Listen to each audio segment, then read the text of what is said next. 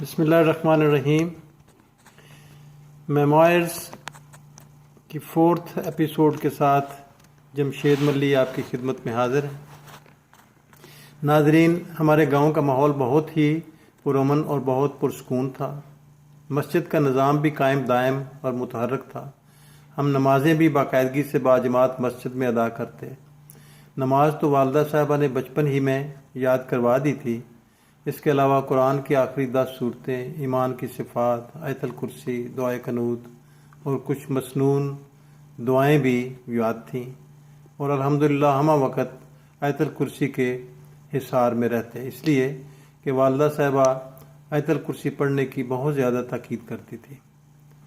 Sports culture بھی بہت خوب تھا۔ گلی ڈنڈا، جو کرکٹ ہی کی ایک راج شکل سمجھ لیں، اور والی بال، جو دیہاتوں میں خاص طور پر مقبول کھیل تھا، اور اس کے نوائی دیہاتوں کے ساتھ مقابلے بھی ہوتے، یا اسے ٹورنامنٹ کہہ لیں۔ پھر کچھ اخروٹ اور بنٹے بھی کھیلے، بلکہ الگ صبح پہلوانی کے کھاڑے میں تیل مالش اور ورزش کے لیے بھی جاتے، اور ورزش بھی کرتے، یعنی ڈنڈ سپاٹے وغیرہ، جنہیں آپ پش اپس وغیرہ بھی کہہ سکتے ہیں۔ ویکیشنز کے لیے ایک ہماری پھوپھی جان تھیں، جھام والا، موضع جھام والا، اس کا ریلوے اسٹیشن جام کے چٹھا تھا۔ وہاں بھی جاتے اور ریلوے اسٹیشن سے گھوڑی پر پک اپ کروا لیا جاتا، یعنی گھوڑی تو اس زمانے میں ایک معزز ذریعہ ٹرانسپورٹ سمجھا جاتا تھا۔ جب ہم بھی کسی وقت بھی کوئی خوشی غمی یا جو بھی کوئی شادی وغیرہ یا کسی موت فوت کے لیے ہم جاتے، تو مہمانوں کی تعداد کے لحاظ سے وہ گھوڑیاں بھجوا دیتے، کیونکہ راستہ ذرا آڑ تھا، یعنی رستے میں وہ پانی کے جو چھوٹے موٹے کھالے اور اس قسم کی، یعنی رستہ ناہموار تھا، تو وہاں کے لوگ تو چل لیتے تھے، ان کو پتہ بھی تھا کہ کدھر سے جانا ہے، لیکن اجنبی مسافروں کے لیے پیدل چلنا ذرا مشکل تھا۔ گھوڑی کی سواری بھی آسودہ حال جو گھرانے تھے وہی افورڈ کر سکتے تھے، عام آدمی تو پیدل ہی سفر کرتے تھے۔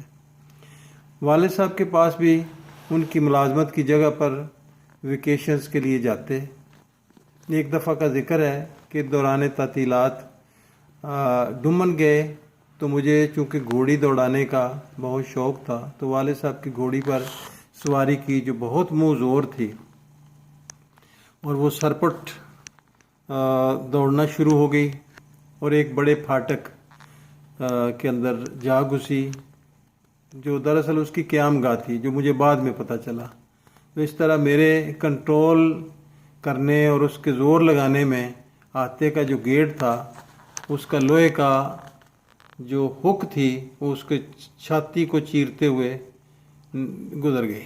اس طرح گھوڑی اور گیٹ کے پلر کے درمیان میری جو ٹانگ تھی وہ بھی آ کر خاصی بری طرح مسلی گئی، رگڑی گئی۔